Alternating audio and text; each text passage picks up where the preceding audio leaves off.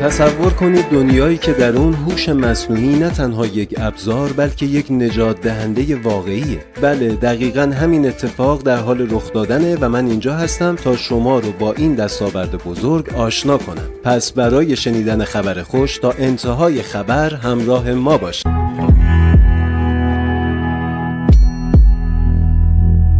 هوش مصنوعی در پزشکی به عنوان یکی از کاربردهای این فناوری به سالهای 1970 و 1980 برمیگرده. در آن زمان ایده استفاده از هوش مصنوعی در تشخیص بیماری‌ها و درمان اونها مطرح شد و امروزه به یکی از ابزارهای کلیدی در پزشکی تبدیل شده.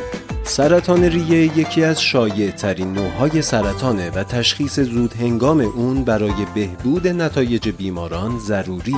در سال 2021 تعداد موارد سرطان ریه در جهان به رقم بالایی رسیده و زنگ خطر رو به صدا درآورده.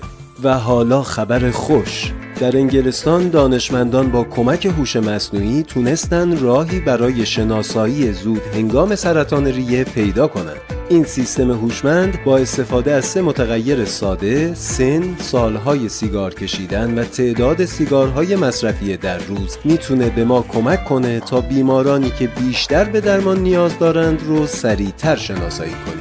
این پیشرفت نه تنها به کاهش زمان انتظار برای تشخیص و درمان سرطان کمک میکنه، بلکه نرخ موفقیت درمان رو نیز افزایش میده. این یعنی هوش مصنوعی نه تنها یک ابزار هوشمند بلکه یک دوست واقعی در مبارزه با سرطانه. پیشگیری بهتر از درمانه. به یاد داشته باشیم که پیشگیری همیشه بهتر از درمانه. با نکشیدن سیگار و داشتن یه سبک زندگی سالم همراه با ورزش منظم میتونیم خطر ابتلا به سرطان ریه رو به طور قابل توجهی کاهش بدیم. پس بیایید این خبر خوب رو به اشتراک بذاریم و شادی خودمون رو با دیگران تقسیم کنیم. شاید نور امید رو در دل خیلیا با این خبر زنده کنیم. فراموش نکنید برای شنیدن اخبار مثبت کانال خودتون رو سابسکرایب کنید و لایک و کامنت هم فراموش نشه. دوستتون داریم.